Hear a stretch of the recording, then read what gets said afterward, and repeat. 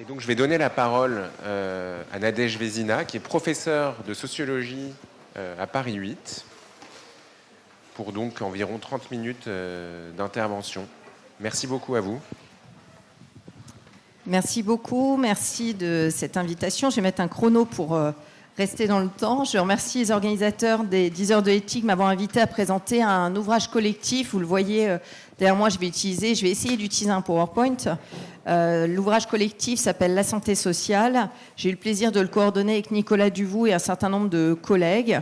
C'est un livre qui porte sur la mise en évidence du besoin d'un tournant social et préventif en matière de politique sanitaire que le Covid, la pandémie, a exacerbé, et offrant ainsi l'occasion de redécouvrir à la fois les inégalités sociales de santé très fortes et l'interdépendance entre les membres de la société, qui permet de penser, je vais essayer de faire un jeu de mots avec le titre de la journée, la santé comme un bien public, ou si ce n'est un bien public, comme un service public à sauvegarder au nom d'une solidarité nationale.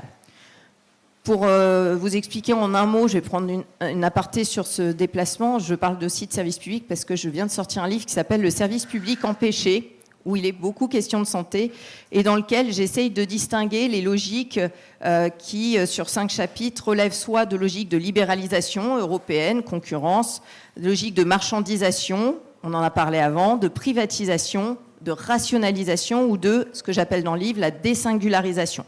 Ce n'est pas l'objet de l'intervention aujourd'hui, mais si ça vous intéresse, je vous invite à aller voir cet ouvrage qui est sorti en septembre 2024. Je reviens sur l'intervention d'aujourd'hui. Aujourd'hui, je vais essayer de vous présenter ce tournant social et préventif qui réunit dans l'ouvrage différentes initiatives, comme les permanences d'accès aux soins ambulatoires. Elles sont plus de 400 en France et relèvent de la loi du 29 juillet 1998 relative à la lutte contre l'exclusion. Dans l'ouvrage, il est question également des centres de santé. Comme vous le voyez dans le tableau, l'appellation centre de santé recouvre à la fois une variété d'activités et de statuts gestionnaires. Les plus nombreux sont les dentaires. Ensuite arrivent les polyvalents, puis les centres infirmiers et enfin les centres exclusivement médicaux. Si les formes associatives, on parlait tout à l'heure de la dispensation, est-ce que c'est le privé, le public qui se met en œuvre, on voit bien que des formes associatives et municipales sont les plus fréquentes. Donc associatives, on est avec des statuts privés, municipales, on est avec des statuts publics. Dans ce type de structure à dominante médicale, on voit quand même, dans le tableau que vous avez sous les yeux, qu'il y a une hétérogénéité forte entre des histoires, des valeurs et des pratiques très différentes.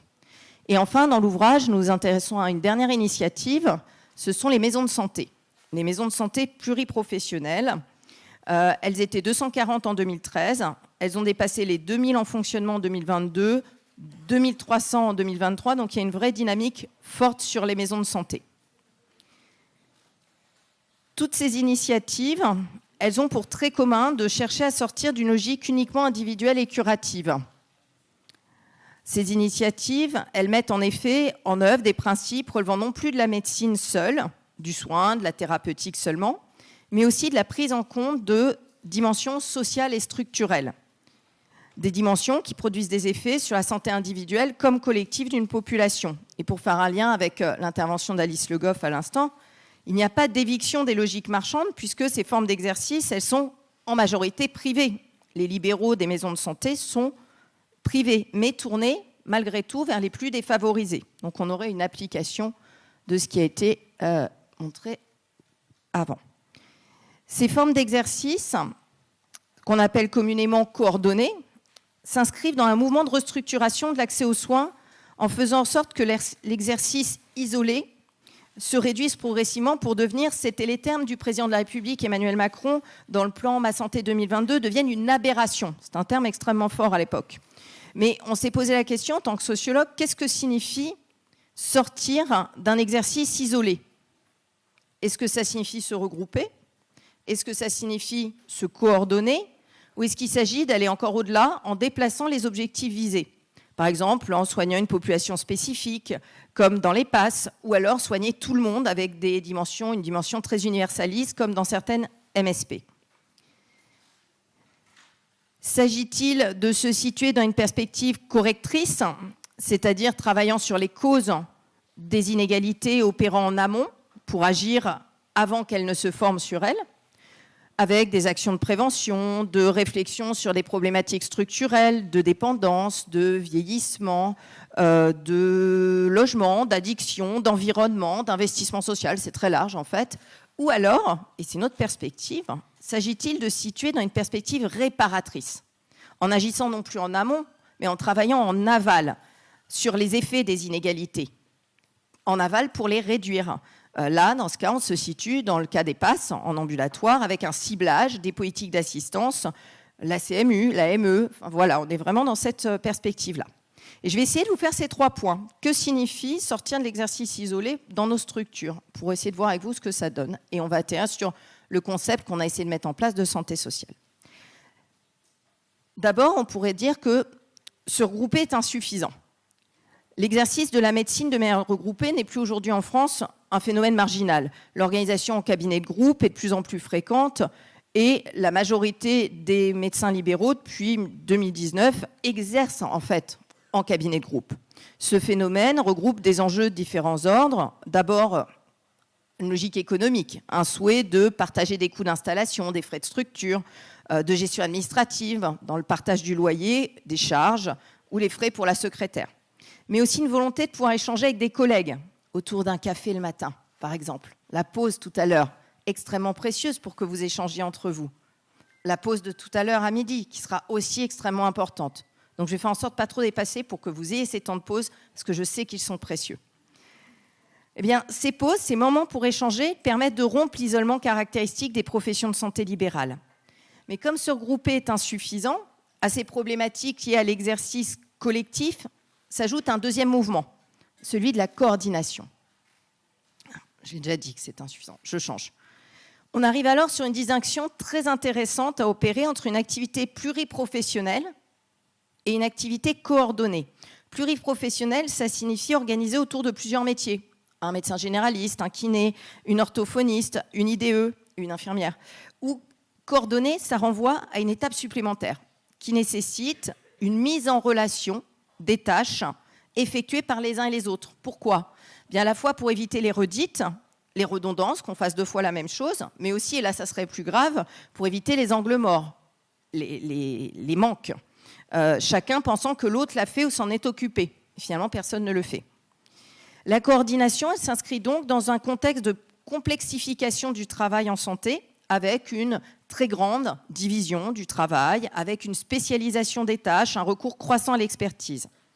Et dans ce contexte, l'articulation de plusieurs groupes professionnels, plusieurs types de soignants, plusieurs types de compétences différentes, je pense aux médiateurs en santé publique, aux assistantes sociales qui peuvent être présents dans ces structures, je pense aussi aux DU que peuvent passer certains professionnels, certains soignants pour acquérir une compétence spécifique, une spécificité. Eh bien, cela met au centre le travail de liaison entre ces groupes, ainsi que les logiques de rémunération d'équipe, forfaitaire à penser. Je vais vous donner une citation pour vous donner un petit peu de cas concret. Là, c'est un médecin généraliste qui explique à quel point il a besoin des autres, finalement, pour travailler. Parce que ce sont des choses très complexes. Le patient arrive, il a 3 cancers à la fois. Un autre, il arrive et il a du diabète et une hypertension artérielle. En plus, sa femme vient de décéder, on ne sait pas trop s'il va tenir le coup. Vous voyez, des trucs qui sont assez lourds comme ça. Ou des problématiques familiales. Un enfant battu, vous avez fait une information préoccupante. La mère s'effondre parce qu'elle reconnaît. Ou l'alcoolique qui rechute. Des trucs de la vie quotidienne. Donc, il y a des patients qui sont longs. Et à un moment donné, vous vous dites, je ne vais pas y arriver tout seul, il faut que je me fasse aider. Donc, comment se faire aider ? Dans ces structures, avec le projet de santé. Le projet de santé qui permet à ces collectifs à la fois de se coordonner, mais d'aller plus loin et de devenir une véritable équipe de soins primaires. On entend cette formation d'un groupe, de cette équipe de soins primaires. L'interprofessionnalité exprimée dans l'extrait d'entretien que je vous ai lu à l'instant, comme dans les projets de santé, pour devenir une véritable équipe de soins primaires, elle s'appuie majoritairement sur des principes d'action qu'on retrouve, qui n'ont rien de nouveau, qui sont issus de la médecine sociale, prendre en compte le patient dans sa globalité, ce qui favorise le décloisonnement entre les différents acteurs du sanitaire et du social, permettre des prises en charge à domicile, quand se rendre chez les patients devient de plus en plus rare. refuser des dépassements d'honoraires, accepter les bénéficiaires de la CMU ou encore accueillir des stagiaires pour diffuser, pour transmettre des choses. Mais l'orientation du projet de santé reste propre à chacun et permet de donner corps au collectif en attribuant du sens au fait d'exercer dans ces structures coordonnées. Bien sûr, aparté, ce projet de santé prend sens et vraiment joue son rôle quand il n'est pas totalement écrit par un cabinet de conseil spécialisé payé par l'ARS. Sinon, ça marche moins bien. Ce projet n'est donc pas qu'un gage donné aux tutelles. Bien sûr, il sert à ça. Il va être un gage pour les ARS, la CPM dans le cadre de l'ACI. Mais il permet aussi à ses membres de devenir ou pas une équipe de soins primaires. Il leur permet de s'investir sur des actions communes, la rédaction d'un protocole de soins primaires par exemple, la proposition de programmes d'éducation thérapeutique du patient ou la lutte contre les inégalités spatiales et sociales de santé en mettant en place des démarches spécifiques de prévention ou de santé publique, comme c'est le cas dans certains quartiers prioritaires de la ville, par exemple avec des initiatives de santé communautaire ou des parcours santé organisés dans des foyers de migrants à Paris pour améliorer leur accès aux soins. Le partage des problématiques de santé avec les élus pour une approche populationnelle de la santé en fait également une organisation ancrée dans son territoire. C'est-à-dire que là, les motivations entrées dans ce mode d'exercice sont donc moins extrinsèques, comme peut l'être la motivation ou la pression extérieure exercée par les maires ou les ARS. On voit certaines mairies faire des ponts d'or pour que des professionnels de santé s'installent, qu'intrinsèque, c'est-à-dire que vous pouvez construire une belle maison de santé. Je vois ça sur le terrain, c'est une vraie problématique. La maison de santé a eu une maîtrise d'ouvrage payée par la mairie. Elle est là, elle est belle, elle est neuve. Il n'y a pas un seul professionnel de santé dedans. Et les maires ne comprennent pas. Pourtant, la structure est jolie, elle est au plein centre du village, elle est là. Il n'y a pas de projet. Il n'y a pas cette motivation intrinsèque. C'est-à-dire sur quoi aller faire résonner l'engagement des soignants. Vous pouvez vous appuyer sur le sentiment d'utilité sociale, sur le plaisir à participer avec d'autres aussi compétents que vous, voire plus compétents que vous, sur des actions de santé publique qui vont être organisées collectivement, ensemble. Une action de santé mentale tournée vers un public adolescent ou jeune adulte au sein d'une structure peut être un axe extrêmement motivant pour travailler ensemble et se croiser. Au-delà même de l'exercice coordonné, c'est donc l'idée d'une qualité de vie au travail pour les soignants qui apparaît ici. Cette qualité de vie, elle est cette matérielle, physique, des locaux, des remplacements qui vont être assurés. Pardon, il faut que j'appuie sur la suite, sinon ça ne va pas venir. Je vous mets tout de suite comme ça. Le fait de pouvoir partir en vacances en étant sûr que vos patients vont être pris en charge, ça crée... On parle souvent de charge mentale, mais la charge mentale des soignants, elle est extrêmement lourde aussi. Et ça allège cette charge mentale.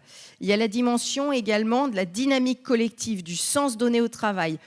En effet, dans une configuration, on a des couples aujourd'hui biactifs, c'est-à-dire monsieur et madame travail, monsieur travail, madame travail. Eh bien, les temps de travail vont se rééquilibrer en faveur d'une vie personnelle. C'est la fin du médecin généraliste qui finit sa journée à 22h le soir ou au-delà. Et n'y a-t-il pas encore, et là j'arrive à l'idée de santé sociale que je vais développer avec vous, du coup j'arrive au troisième point, une fois qu'on a dit qu'on les a réunis, ils sont ensemble, qu'ils vont travailler de manière coordonnée, est-ce qu'il n'y a pas autre chose ? Et sur les terrains, chaque fois on était en train de tâtonner, de se dire il y a une autre dimension qu'on n'arrive pas à trouver. Et là je vais vous la formuler comme ça, en disant est-ce qu'il n'y a pas un dépassement des objectifs visés ? Est-ce que ces organisations collectives, elles permettent aux soignants seulement, ce qui serait déjà pas mal me direz-vous, de travailler conformément à leurs valeurs ? Un point de vue individuel, ou est-ce que collectivement, elle ne crée pas autre chose ? Est-ce qu'elle ne joue pas un rôle dans la société ? Et si oui, comment on pourrait qualifier ce rôle ? Est-ce que ça concerne que des valeurs individuelles qui vont être propres à chacun des soignants ? Ou est-ce qu'on pourrait rattacher ces manières de travailler, de soigner, à une conception plus collective de la santé ? Vous voyez arriver avec ma santé sociale, elle est là. C'est mon troisième point. Donc du coup, je vais terminer là-dessus. Est-ce que tout le monde voit ce qu'est une maison de santé ou un centre de santé, ou j'ai besoin de le préciser dans le public où tout le monde voit ce que c'est ? Vous voyez ? Bon, alors je passe les définitions du Code de la santé publique pour ces structures. Elles sont extrêmement proches. Dans les maisons de santé, vous avez plutôt des libéraux. Dans les centres de santé, ce sont plutôt des salariés. Elles sont censées mettre en place, participer à des actions de santé publique ou à des actions de prévention et d'éducation pour la santé. Mais ces définitions, elles ne sont pas opérantes. Elles sont insuffisantes, si vous voulez, et elles ne recouvrent pas complètement ce qui est fait dans ces structures. Elles les opposent un peu binairement, maison de santé et centre de santé, alors que quand vous allez observez que vous passez du temps sur place dans l'un ou l'autre de ces structures, finalement, il y a un déplacement à faire pour comprendre ce qui s'y joue. Chacun de ces déplacements n'est pas contradictoire les uns avec les autres, et c'est ce que ça aboutit à ce que nous avons appelé la santé sociale. J'y viens. Le premier déplacement, il concerne le soin, et il consiste, dans un contexte de transformation de l'état social, à ramener le social dans le soin, en liant davantage les ouvertures de droits sociaux et l'accompagnement social avec la thérapeutique, avec une prise en compte des conditions de vie dans l'observance ou l'inobservance d'un traitement médical. Par exemple, c'est la citation que j'ai mise tout en bas pour illustrer, une insuffisance respiratoire n'est pas en soi un cas complexe à traiter, mais si le patient habite au 6e étage sans ascenseur, alors là, ça devient complexe. Cet axe, il s'intéresse aux différents types d'accessibilité institutionnelle, des ouvertures de droits, financières, des tarifs conventionnels, la pratique du tiers payant, physique, l'accessibilité géographique, sociale, les locaux adaptés PMR, organisationnelle aussi, avec une coordination, un suivi des prises en charge pluriprofessionnelles. Et on pourrait sans doute ici discuter l'idée de justice sociale qui est sous-jacente à ces prises en charge. Il ne s'agit pas de tomber non plus dans une médicalisation du social, c'est-à-dire une extension du domaine de la médecine à des enjeux sociaux. Ce qu'on a tendance à faire, où le médecin se retrouve de trouver un logement au SDF qui ne sait pas où dormir et finalement à prendre en charge des choses qui ne relèvent pas de ses compétences. Mais il s'agit d'élargir le périmètre d'action et la liaison entre des secteurs qui fonctionnent trop encore en silo. Est-ce qu'il s'agit de traiter la maladie uniquement ou alors de traiter les causes non médicales à l'origine de la maladie? Souvent, c'est complexe et je n'ai pas la bonne réponse entre ces deux, mais c'est souvent plus relié qu'il n'y paraît. Il ne s'agit pas non plus de transférer au système médical donc des demandes sociales. Du coup, eh bien, ça nécessite de pouvoir agir de manière transversale. Et ces structures, comme je vous ai dit tout à l'heure, elles sont très situées, très intégrées dans leur territoire, en lien avec les mairies, en lien avec les collectivités territoriales, en lien avec l'hôpital local. Elles vont pouvoir intervenir dans les écoles, dans les CCAS. Elles seront extrêmement bien positionnées. C'est assez intéressant de voir comment elles travaillent leur écosystème pour apporter des réponses socialement utiles. Le second déplacement, il s'inscrit à la périphérie du soin. Il réside dans le fait de sortir de la médecine seule pour aller véritablement vers la santé, comme le préconise l'OMS. En opérant un déplacement de la médecine sociale, chère à Foucault, nous proposons, nous, d'aller vers la santé sociale. Et ce n'est pas juste une erreur de notre part, c'est vraiment un déplacement qu'on fait sciemment.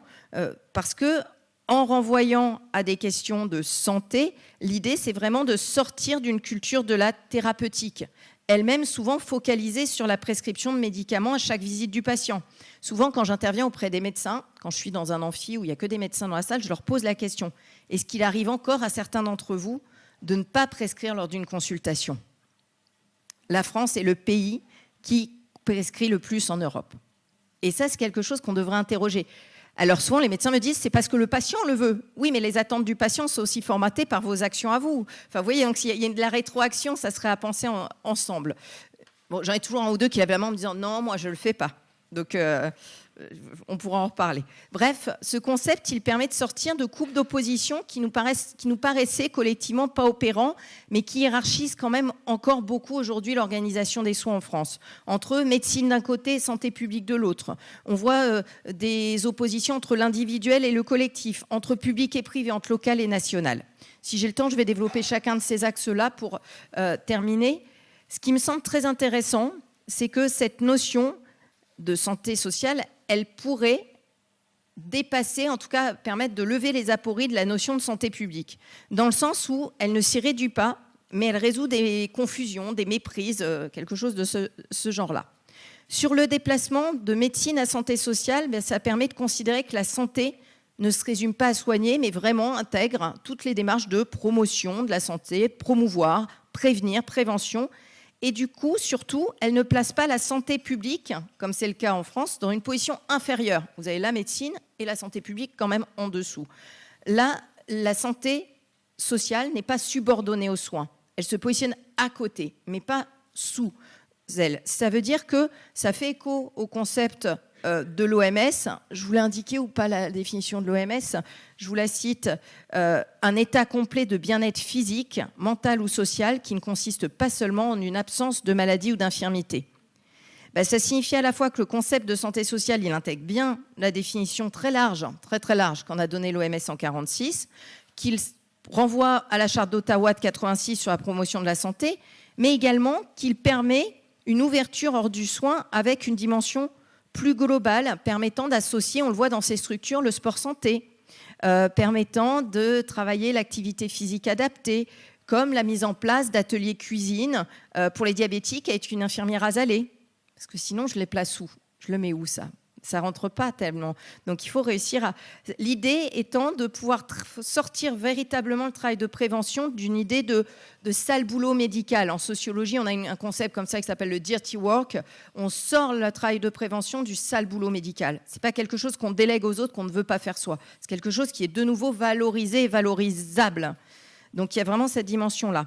Et ça permet, la santé sociale, de sortir d'une confusion qu'il y a en France entre médecine et santé publique, et aussi entre approche individuelle et populationnelle, comme si la médecine s'inscrirait nécessairement dans une dimension individuelle, c'est le colloque singulier avec le patient, alors que la santé publique, elle, relèverait d'une échelle uniquement collective.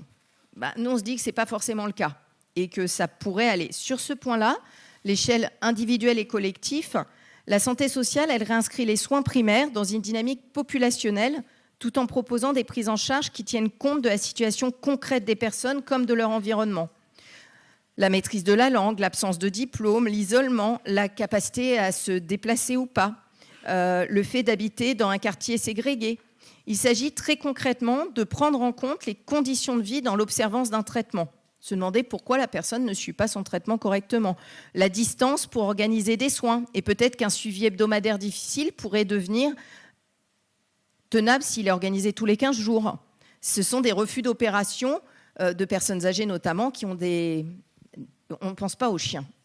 Mais l'animal domestique peut entraîner des refus de soins. Alors que, est-ce que c'est vraiment l'animal de compagnie, trouver le temps pour pouvoir gérer une hospitalisation d'une personne âgée, de trouver une solution pour l'animal de compagnie ? Est-ce que ça relève ? On est dans autre chose. Voilà. Sur la dimension publique-privée, il y a une méprise encore en France entre la santé publique qu'on va associer à l'État, alors qu'en fait, dans les autres pays, le public health n'est pas forcément toujours pris en charge par un acteur public. En France, on a tendance encore à beaucoup, mais c'est une histoire de notre service public, notre État social extrêmement fort, ça peut s'expliquer historiquement, mais du coup, l'idée de passer par le concept de santé sociale nous permet de sortir d'une dichotomie public-privé, finalement, pour comprendre comment des structures publiques, les hôpitaux, les centres de santé municipaux, ils sont bien sur ces missions-là, mais ça permet d'intégrer dedans les maisons de santé libérales, les centres de santé associatifs, les mutualistes. Les mutualistes, sinon, ils ne sont pas là. Où est-ce que je les mets ? Pour mettre vraiment et pouvoir étudier des organisations qui mettent au cœur de leurs objectifs, de leurs projets, des objectifs sociaux, par exemple, l'accès aux droits, la lutte contre la désertification médicale, la permanence et la continuité des soins, l'accent mis sur la prévention. Et il y a une dernière dimension qui permet d'être levée par le concept de santé sociale, nous on a trouvé, c'était l'écueil du local national. Alors je ne vais pas vous expliquer peut-être comment ça joue. La tension entre le local et le national, elle pose la question de comment travailler ensemble, concrètement quand plusieurs systèmes, 2 au moins, systèmes de régulation, l'un décentralisé relevant des collectivités locales, l'autre déconcentré relevant des ARS, coexistent. Bien, cette tension, elle constitue sur le terrain, quand on va vraiment auprès des professionnels, un point d'achoppement pour les structures. Pourquoi ? Parce que d'un côté, la décentralisation, elle signifie que la cohérence du territoire, elle se définit d'abord localement, avec un bassin de vie particulier, alors que de l'autre côté, vous avez quand même des politiques publiques nationales qui vont définir des principes généraux à atteindre, sans tenir compte des spécificités de votre bassin de vie. Et travailler à un périmètre local et pas national a pu empêcher des professionnels de collaborer ensemble. Pourquoi ? Parce que entre 2 villages, c'était pas le même département. Donc le fait de changer d'ARS, c'était pas le même département administratif, c'était malgré une proximité spatiale extrêmement forte, c'était pas les mêmes prises en charge, c'était pas les mêmes soutiens, c'était pas les mêmes priorités. Et du coup, ils peuvent pas travailler ensemble. C'est fou. Enfin, c'est fou. En tout cas, ça mérite d'être relevé. L'intérêt des initiatives est qu'elles permettent un partage des problématiques de santé entre les différents acteurs. Donc il faut vraiment réintégrer les élus, les ARS, l'assurance maladie pour une approche populationnelle qui fera de ces organisations des organisations ancrées sur leur territoire, mais également capables de porter des enjeux collectifs plus universels. On voit bien que l'État ferme des hôpitaux locaux. Du coup, les maires, les communautés de communes se retrouvent dans l'obligation, ou en tout cas se sentent obligés d'intervenir, de mettre en place. Dans les centres de santé municipaux qu'on a pu étudier, on voit que certains font jouer la clause générale de compétence, une clause de 1884, pour mettre en place des maisons ou des centres de santé sur un territoire. Ce qui est très intéressant, si je peux dire un mot sur cette clause générale de compétence, c'est ma petite marotte, c'est qu'elle a été supprimée dans la loi NOTRe en 2015 pour les départements et les régions, donc ce qui pose problème pour toutes les structures départementales, mais maintenue pour les communes. Le fait qu'elle ait été confirmée pour les communes, ça permet quoi? Ça permet aux municipalités d'intervenir. Écoutez-moi bien, parce qu'il y a un flou. Elle est très floue, cette clause. Donc, les maires ne s'en saisissent pas toujours parce que ce n'est pas évident. Je vous le cite, je vous la lis. Elle permet d'intervenir sur toute question présentant à leurs yeux un intérêt public local dès lors que ça n'empiète pas sur les attributions d'un autre échelon de l'action publique. Dès lors que quelqu'un d'autre n'est pas investi, ce n'est pas une mission dévolue à un des autres échelons, la région, le département, vous pouvez, si vous le souhaitez, selon vos priorités locales, y aller ou pas. Du coup, la santé n'est pas dévolue à un autre échelon. Donc, ils peuvent y aller. Enfin, en gros, les maires l'utilisent comme ça. Donc, cette clause générale de compétence est extrêmement intéressante pour ceux qui veulent être très proactifs. Ils l'utilisent pour y aller, les autres non. Bref, ce que j'aimerais vous dire, c'est que face à la pénurie des soignants, nombreuses sont les communes qui ont essayé de mettre en place ce type de dispositif, de favoriser l'installation en mettant des cabinets à disposition, en pratiquant des loyers bonifiés, en versant des aides financières, des avantages en nature, en travaillant, en offrant du travail aux conjoints pour permettre des déplacements et des intégrations dans les communes. Et c'est extrêmement intéressant de voir comment elles sont extrêmement proactives pour essayer de mettre en place de la liaison, en faisant, par exemple, intervenir des diététiciens de la maison de santé dans la confection des menus de la cantine, donc un impact scolaire, en organisant l'animation des réunions de prévention dans des risques de chute de personnes âgées au sein de l'EHPAD du village. Il y a des choses comme ça qui sont reliées. Et c'est très intéressant parce qu'en reliant les réponses locales et nationales sur des volets sanitaires et sociaux qui d'ordinaire sont plus cloisonnés, eh bien, ces initiatives qu'on présente dans l'ouvrage La santé sociale, eh bien, ils peuvent être analysées comme une correction collective des asymétries. Sauf que le ciblage, implicite ou explicite sur les populations vulnérables, n'est pas sans ambivalence. La santé sociale, elle s'inscrit dans une tension entre correction des asymétries et universalité qui va poser la question de ce qui est vraiment visé par ces organisations. Est-ce qu'elles visent l'équité ou l'égalité? Ce n'est pas exactement la même chose. Qu'est-ce que vous recherchez? Je ne leur donne pas de réponse et eux ne me donnent pas forcément la réponse. Mais c'est vrai que c'est une vraie question. Est-ce que l'idée, c'est d'ouvrir à tout le monde? Les centres de santé cherchent aujourd'hui à sortir de l'image de dispensaires, de les soins des pauvres, mais ce n'est pas si simple. Je terminerai juste là-dessus en disant que le sens à donner à ces structures reste encore extrêmement ouvert. Parce qu'en fait, il y a une ambivalence. Comme Foucault, Foucault, la médecine sociale, c'était très ambivalent. Là, la santé sociale, c'est nouveau ambivalent, mais une autre ambivalence. On peut se poser la question, est-ce qu'avec ces structures, il s'agit de changer le système ou de le maintenir? Est-ce que l'interaction dynamique qu'il y a avec l'organisation de l'offre de soins en font un prolongement? Elles s'inscrivent dedans ou un mode critique? Il y a les deux. Prolongement parce que ces structures, elles se développent au sein du système de santé, pas contre lui. Ils jouent le jeu. Ils jouent le jeu de l'accord conventionnel, interprofessionnel, de l'ACI. Ils contractualisent avec les ARS. Donc, il y a un jeu qui est fait. Et en même temps, elles constituent malgré tout ces initiatives un pôle critique parce qu'elles proposent de développer des rémunérations forfaitaires. Elles poussent sur les rémunérations au forfait, de reconnaître le travail en équipe, de sortir des négociations conventionnelles pour faire bouger les lignes, comme ils disent.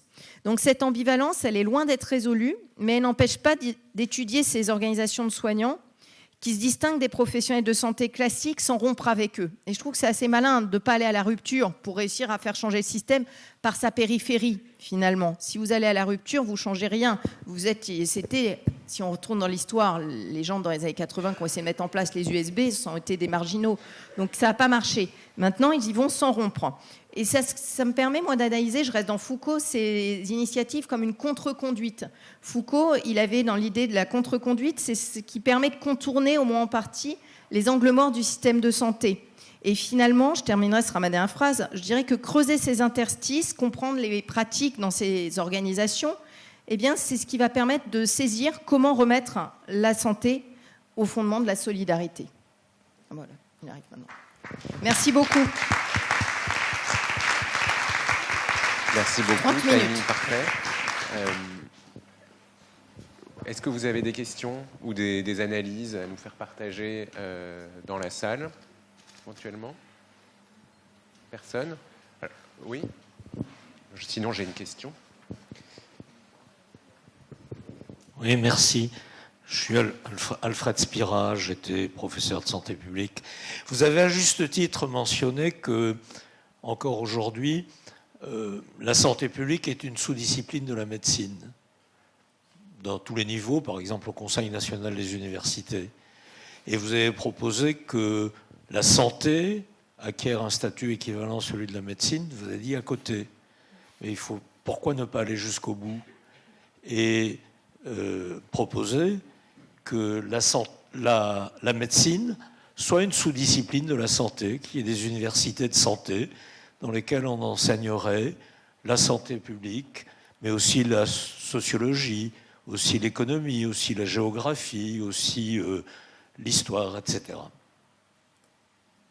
Ça sera pour la suite, mais c'est une très bonne... Non, l'inversion, en tout cas, l'inversion de l'ordre, c'est quelque chose qui est intéressant à travailler. Et on voit de plus en plus les humanités, comme on dit, les sciences sociales pénétrer les UFR de médecine. Je crois qu'on n'en est qu'au balbutiement, en tout cas, d'une ouverture. Après, il y a des enjeux institutionnels de résistance interne propre à chaque camp qui... Mais c'est une très belle piste. Merci beaucoup.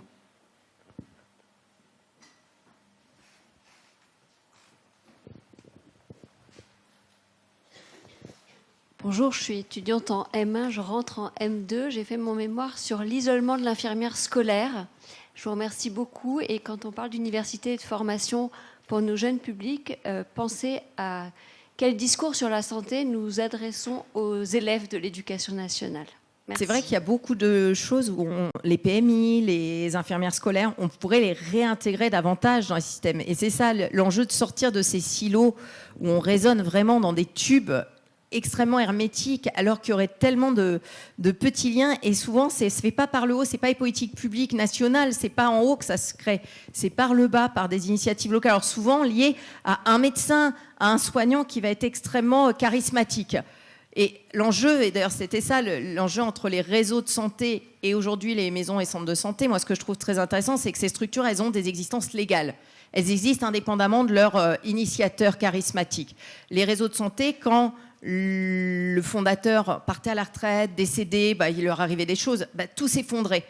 Là, l'enjeu, ça va être de voir, et on est sur des structures qui sont encore assez récentes, quand la personne qui a permis de créer le lien, de faire des ponts avec ce qui se passe à côté, les écoles, les mairies, la CCAS, est-ce que ça va se perdurer, est-ce que ça va se maintenir, comment ça va bouger? Ça sera très intéressant à regarder. Bonjour, Anne-Sophie Foreau, je suis médecin anesthésiste à Lens, dans le Pas-de-Calais. Et en fait, c'est vrai qu'on voit chez nous se développer énormément ce genre de structures parce qu'on avait des bases, on avait les anciennes structures des mines qui ont été réinvesties par des structures privées à but non lucratif. Et effectivement, il n'y a que ça qui marche. Il n'y a que ça qui marche avec effectivement des associations entre des médecins généralistes, des sages-femmes, des professionnels de santé. L'hôpital commence à sortir pour aller vers ces structures et la médecine libérale, on se rencontre en fait. On se rencontre entre hospitaliers et médecins libéraux sur ce genre de structure. Mmh. Et je pense aussi qu'avec le développement des infirmières pratiques avancées, il y a que ça qui nous permettra, dans notre région, de soigner correctement les gens. Non, c'est vrai, on voit bien dans les structures, par exemple Filieris dans le Nord, qui était extrêmement présent, on travaille sur ces questions-là. eh bien, ils continuent. Ils ont ouvert, c'est plus dédié qu'aux personnes miniers, puisque aujourd'hui, ça s'ouvre vraiment à toute la population. Il y a et ça serait très intéressant d'étudier comment Filiéris va se repositionner dans ces structures-là et comment finalement on est dans des histoires territoriales, puisqu'ils étaient habitués à ce fonctionnement-là. Et on le voit d'ailleurs de plus en plus, il y a quelques structures, des centres de santé qui commencent, la PHM Marseille, ils sont en train de mettre en place un centre de santé au sein de l'hôpital. C'est l'hôpital qui est porteur de centres de santé. Donc on voit comme ça des choses un petit peu hybrides en train de se mettre en place. Il faut voir ce que ça donne, ça sera su. Mais en tout cas, ce qui compte, et j'aime bien votre idée, ça permet des rencontres. Parce que tant qu'on ne se rencontre pas, on ne sait pas qui fait quoi. Et pour aller sur de la coprofessionnalité ou vraiment de la coordination au travail, il faut déjà que les gens se rencontrent, il faut qu'ils aient des espaces communs.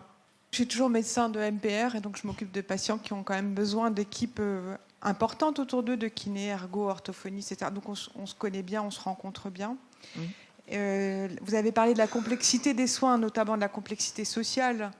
Il y a quand même un souci, c'est que si on arrive à trier les patients qui sont rentables, c'est-à-dire qui ont une problématique sociale minime, qui vont avoir un logement accessible et pour lequel on va pouvoir faire une prise en charge qui est bien reconnue par la société, on gagne énormément de temps, de performance, de visibilité. On peut même être spécialiste d'une certaine spécificité pathologique et on va pouvoir valoriser comme ça cet esprit de collectivité d'entreprise.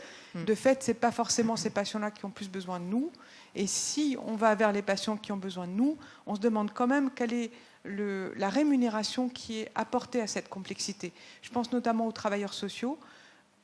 C'est vraiment énorme le travail qu'ils doivent faire pour débrouiller les situations qui vont permettre aux professionnels de santé d'intervenir. Et ils ont une rémunération qui est catastrophique et qui fait que derrière, il y en a peu. Et le peu qu'il y a, c'est ce que vous leur demandez, c'est quasiment du militantisme. Donc moi, je veux bien qu'on soit ensemble autour du patient, mais il faut quand même qu'on pense au niveau politique à la façon dont cette complexité va être rémunérée, parallèlement à la complexité technique qu'on demande. Il y a une complexité sociale spécifique qu'il faut quand même à un moment reconnaître et rémunérer. Tout à fait. C'est pas parce que... Alors, ce qui est intéressant dans ces structures, c'est que vous avez des staffs qui vont être mis en place, comme à l'hôpital. C'est le modèle de l'hôpital, à la fois un repoussoir et à la fois un modèle. Donc, le fait d'avoir des staffs, ça permet de discuter, d'essayer d'organiser des choses, de coordonner la prise en charge pour dire la même chose aux patients. Ça, c'est extrêmement intéressant. Après, sur la dimension comment rémunérer cette complexité, vous avez les rémunérations forfaitaires et c'est très rigolo, alors, de mon point de vue de sociologue, d'aller voir dans ces structures comment ils se partagent les rémunérations forfaitaires. Qu'est-ce qu'on fait ? Est-ce qu'on partage à égalité ou pas à égalité entre les différents métiers ? Ah, mais si on partage à égalité, on s'aligne sur qui ? Sur le médecin généraliste, ou le médecin qui est mieux payé, ou sur les paramédicaux qui sont moins bien payés ? Parce que si on s'aligne sur un médecin généraliste, du coup, les infirmières, elles n'ont plus aucun intérêt à faire leur tournée. Il faudrait mieux qu'elles participent à toutes les réunions de staff parce qu'elles sont vachement plus payées que si elles y vont. Ah oui, mais si on s'aligne sur les infirmières, du coup, les médecins n'ont plus intérêt à venir puisqu'ils sont moins bien payés quand ils font leurs heures de consulte. Oui, mais alors du coup, il faut dissocier. Mais alors du coup, on prend tout le monde ou pas tout le monde ? Jusqu'où ça s'arrête ? C'est qui fait partie de l'équipe ?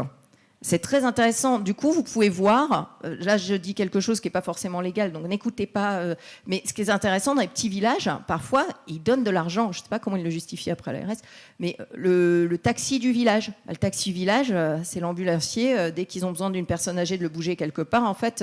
Donc le monsieur, il vient tous les mardis, il a sa réunion, tous les mardis, il vient prendre son petit chèque de coordination, il travaille, mais il fait partie de l'équipe. Et pour tout le monde, il fait partie de l'équipe. Pour eux, il n'était pas question de ne pas l'intégrer. C'est intéressant. Il y a des endroits où non, il y a plein de gens autour de la table qui sont là sans que ça soit... Comment prendre en compte et comment reconnaître cette complexité, c'est extrêmement... Il y a ceux qui veulent absolument accueillir des travailleurs sociaux en disant il nous faut des travailleurs sociaux, des médiateurs sur place, parce que c'est un travail tellement lourd, on ne peut pas le faire bénévolement. Et il y a ceux qui n'ont pas... Donc aller chercher... Finalement, vous avez des maisons ou des centres de santé qui se spécialisent parce que ça, il faut aller chercher du financement. Par ailleurs, ce n'est pas la rentrée d'argent du tiers payant qui va vous permettre de payer votre travailleur social. Comme le personnel d'accueil. Le personnel d'accueil, il est crucial, il est central. Le nombre de fois où on voit finalement que c'est cette personne à l'accueil qui va soit conduire quelqu'un ou lui dire « Non, non, madame, restez là. Là, je pense que vous allez être reçu tout de suite par quelqu'un, je vous trouve quelqu'un. » Il est crucial. Mais tant qu'on reste sur un raisonnement de paiement à l'acte, ces personnes-là, tout ce qu'elles font, c'est crucial, mais c'est invisibilisé. Ça n'entre pas en ligne de compte. Ça n'apparaît pas. Alors que ça pourrait être perçu autrement que comme des dépenses, mais vraiment un investissement sur le fonctionnement efficace de la maison de santé, de la centre de santé, de la structure de soins. Merci. Merci beaucoup de votre intervention. J'avais une question sur votre notion de santé sociale. Vous êtes parti de la définition de l'OMS avec sa dimension physique, psychique, sociale. Il y a eu en 2011 un article dans le BMJ, si je me souviens bien, d'un auteur qui s'appelle Hubert et qui proposait une redéfinition de la santé. Je crois que l'article, ça doit être « How should we define health ?» quelque chose comme ça. Et où justement il critiquait cette définition de l'OMS en disant cette définition de l'OMS elle est très statique. Alors déjà elle est un peu idéale, un état de bien-être complet, mais elle est très statique et donc elle prend ces trois éléments. Et eux proposaient de redéfinir la santé de manière dynamique comme une adaptation permanente, physiologique, psychique et sociale. Et donc l'adaptation biologique, c'est l'homéostasie de l'organisme qui s'adapte à différents facteurs de stress. Ils adaptaient ce modèle à la santé psychique, aussi comme adaptation psychique à des situations plus ou moins stressantes, où on arrive plus ou moins à compenser, ou sinon on développe des troubles psychiques. Et ils développaient une notion de santé sociale, mais à mon avis dans un sens assez différent, en tout cas de celui que vous utilisez, où santé sociale est un peu la même notion, mais dans le champ social, c'est-à-dire notre capacité à nous adapter et à jouer notre rôle, nos différents rôles sociaux, nos rôles de parents, nos rôles de grands-parents, nos rôles de professionnels, etc. Alors, il le prenait dans plein de sens. D'abord, dans un sens en quoi une maladie physiologique peut vous avoir un impact social et vous empêcher temporairement ou durablement à jouer un certain nombre de rôles sociaux, mais on entend aussi dans ce modèle, alors qui est très adaptatif, on pourrait le critiquer, mais du coup, vous voyez, il y a un sens de santé sociale comme mon adaptation, mon inadaptation, temporaire ou durable, à des exigences sociales, au rôle que je suis censé tenir. Voilà. Est-ce que vous pouvez juste peut-être préciser comment vous vous situez? J'ai compris que c'est très différent la façon dont vous utilisez la notion. Et je ne connaissais pas du tout cette recherche. Donc, merci beaucoup, parce que je vais aller la voir, je vais la regarder. Je sais que la santé sociale est aussi utilisée du côté des économistes pour créer un indicateur. Donc, nous, on le déplace aussi autrement. Ce n'est pas du tout la logique. Et on essaye en ce moment d'échanger avec tous ceux qui se situent dans le One Health. Je ne sais pas si ça vous parle, une santé pour tous, la santé mondiale, globale, des animaux, de la planète, où ça, c'est quelque chose qui est extrêmement intéressant. Notre logique, alors je ne sais pas par rapport à lui, il faudra que j'aille voir, mais par rapport à One Health, tous ces courants, c'est un niveau très macro. C'est situé tout en haut. Nous, la santé sociale, on essaie de le situer au niveau, ce que je dirais, alors c'est pas au niveau des individus, on n'est pas au niveau micro, même si j'utilise des extraits entretiens, qu'on fait des observations, on situe à un niveau mésosociologique, c'est-à-dire le niveau de l'organisation. Comment les collectifs, qu'on appellerait des corps intermédiaires, pour faire un peu du Durkheim, tous les corps intermédiaires, c'est ce qui permet de relier l'individu à la société, l'individu à l'État. Eh bien, cette santé sociale, comment elle s'organise à ce niveau vraiment mésosociologique pour devenir une norme d'action publique. Nous, on y met vraiment cette logique-là. Je ne suis pas sûre qu'elle soit. Après, l'adaptation, le fait d'être un patient, ça a déjà été beaucoup travaillé. Les sciences sociales, la sociologie travaille vraiment beaucoup le positionnement. Quand on est un patient, la maladie prend le pas sur on n'est plus un travailleur, on n'est plus un parent. Sur les identités sociales, finalement, où là, j'entends plus dans l'exemple, c'est vraiment cette capacité à s'adapter à ce nouveau rôle et finalement à se reconnaître ou à refuser de se reconnaître comme malade ou tout ce que ça implique socialement.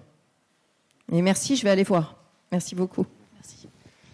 Vous parliez de la notion de système, enfin de la pluralité, du fait de mettre autour d'un patient un certain nombre de disciplines pour avoir une efficacité dans le soin.